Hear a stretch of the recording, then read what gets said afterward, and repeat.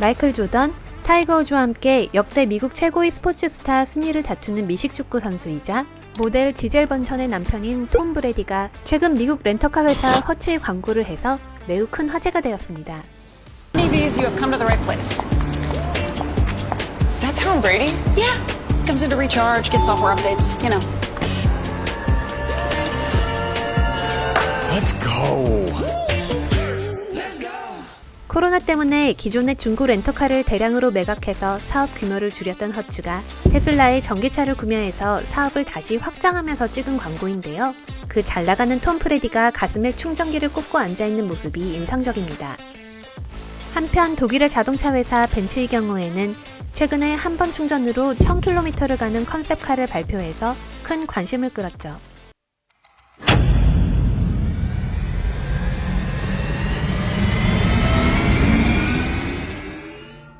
보시는 것처럼 외국은 전기차로의 전환 흐름이 점점 빨라지는 느낌입니다.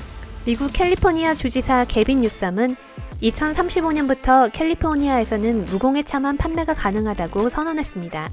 네덜란드는 2025년, 독일, 영국은 2030년, 중국은 2035년, 그리고 프랑스, 스페인 등은 2040년부터 무공해차의 생산 혹은 판매만 허용하겠다고 발표했죠. 우리나라도 2050년까지 탄소 중립을 선언하였는데요. 그럼 한국도 곧 무공해차만 허용될까요? 외국의 경우들을 참고해서 우리의 자동차 시장의 미래는 어떨지 한번 알아보도록 하겠습니다. 탄소 저감을 위한 변화는 다른 산업보다 자동차 분야에서 더 빠르게 일어나고 있습니다. 탄소 중립이 전 세계적으로 피할 수 없는 목표로 인식되는 가운데 자동차 부분은 목표 달성이 비교적 쉬워 보이기 때문이죠. 시장에는 이미 전기차가 나와 있고 이에 대한 지원만 적절하다면 평균 10에서 15년인 차량 교체 주기에 맞춰서 앞으로 30년 내에 탄소 중립이 가능하다고 여겨지는 것입니다. 또한 여러 나라들에서 탄소 국경세를 부과하는 등 탄소를 배출하는 제품들에 대한 수출 부담이 증가되고 있는 만큼 원활한 무역을 위해서라도 전기차로의 시장 변화가 필요한 실정이죠. 앞서 언급했듯이 많은 나라들이 2050년 이전까지 전기차로의 전환을 선언했고 대한민국 정부도 작년 10월 발표한 2050 탄소 중립 시나리오를 보면 2050년까지 대한민국 자동차의 90% 이상이 무공해차로 바뀔 것이라 예상하고 있습니다. 하지만 아직 정부가 공식적으로 내연기관차 판매를 중지하겠다고 선언하지는 않았는데요. 몇 가지 상황을 보고 그 시기를 예측해 볼 수 있습니다. 우선 대통령 자문기구인 국가기후환경회의는 내연기관차 신차 판매를 2035년 혹은 2040년부터 중단하자고 제안했는데요. 현대자동차도 이에 발맞추어 BTS가 참여한 광고를 선보이면서 2040년부터는 내연기관차 생산을 중지하고 2045년에는 생산 과정 전체를 탄소 중립으로 하겠다고 밝혔습니다. 또한 2045년 탄소 중립을 목표로 하는 캘리포니아가 그 10년 전인 2035년에 내연기관차 판매를 중지한다고 한 것을 보면 우리나라도 2050년까지 탄소 중립을 이루려면 아무리 늦어도 2040년에는 내연기관차의 판매가 금지될 것으로 보입니다. 이러한 발표는 소비자나 주유소 같은 관련 사업자들에게 충분한 대응 시간을 주기 위해서 되도록 빨리 하는 게 좋을 텐데요. 다른 나라들의 경우에도 대략 15년 정도의 대응 시간을 두고 미리 발표가 나온 것을 보면 우리나라도 늦어도 2025년까지는 관련 발표가 나올 것이라 예상됩니다. 이미 국회에는 2030년 이후 석유자동차 판매 금지, 또 2035년 이후 석유자동차 신규 등록 금지와 같은 법안이 발의되어 있다고 하는데요. 관련 법안이 통과되면 곧 금지 선언이 나오지 않을까 생각됩니다. 생각보다 시간이 얼마 안 남았죠? 몇몇 지방자치단체는 정부보다 더 발빠르게 움직이고 있는데요. 서울시, 세종시, 울산시, 강원도, 제주도, 충청남도 6개 지방자치단체는 2035년 이후 내연기관차의 신규 등록을 금지한다고 이미 발표했습니다. 특히 서울시는 2035년부터 모든 내연기관 차량의 4대문화 통행을 금지한다고 하는데요. 서울 시내를 자주 통과하시는 분들은 지금부터 신차 구매에 신경을 쓰시는 것이 좋을 것 같습니다. 전기차로 신차 구입을 한다고 하면 걱정되는 부분이 있죠. 일단 경제성 측면에서 전기차는 구매 보조금, 자동차세 할인, 전기료 할인 같은 정부의 여러 보조 덕분에 내연기관차와 경쟁할 만한 정도의 경제성을 가질 것으로 보입니다. 전기차는 일반 차량에 비해 가격이 비싼 대신 유지비가 저렴하여 보통 10만 킬로미터 정도 달리면 가격 차이를 상쇄하고 주행거리가 길수록 더 유리하다고 하는데요. 최근에는 원자재 공급 부족 등으로 주춤하고 있긴 합니다만 전기차의 가격 또한 점점 낮아지는 추세입니다.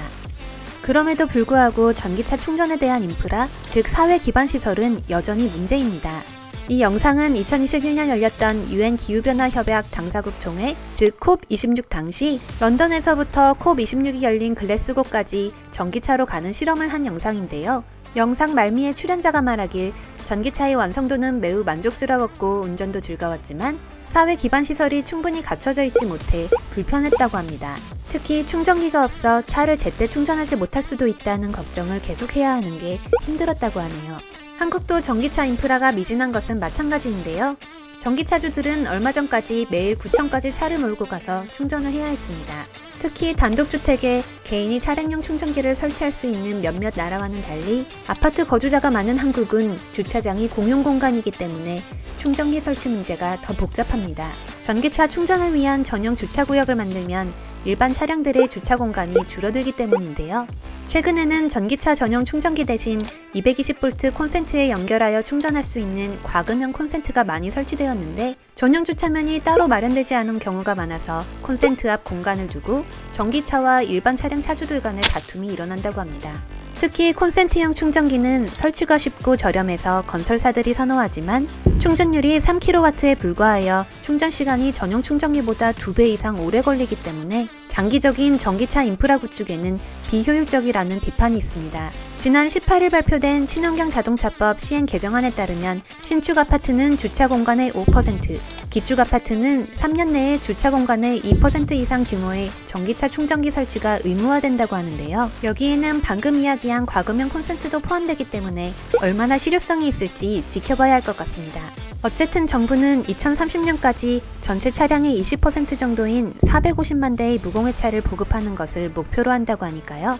불편을 최소화하시려면 내 생활 공간 주변의 인프라 보급 속도를 지켜보면서 전기차를 구매하시는 게 좋을 것 같습니다. 지금 편의성 문제 때문에 하이브리드 차량을 고민하시는 분들은 탄소 중립에 가까워질수록 전기차에 대한 인프라가 늘어나는 만큼 내연기관차에 대한 인프라는 줄어드는 것도 고려하셔야 될 것 같습니다. 예를 들어 캘리포니아의 페탈루마시의 경우 2021년 3월부터 새 주유소를 여는 것을 금지했는데요. 우리나라도 비슷한 길을 걷는다고 하면 주유소는 점점 줄어들 것이고 그럼 하이브리드 자동차의 이점도 점차 사라질 확률이 높습니다. 오늘은 2050 탄소 중립 시나리오 중 자동차에 대하여 알아보았습니다. 몇 년 이내로 많은 변화가 예상되니 내연기관차에 대한 규제나 전기차에 대한 인프라 확장과 관련해서 잘 고려해 보시고 현명한 소비를 하시면 좋겠습니다. 여러 불편을 감수하면서도 환경을 위해 전기차를 고려하시는 분들 화이팅입니다. 앞으로 차례대로 탄소 중립 시나리오에 따라 예상되는 다른 변화들에 대해서도 다루어 보려고 합니다. 내용 유익하셨다면 구독, 좋아요, 알림 설정 부탁드려요.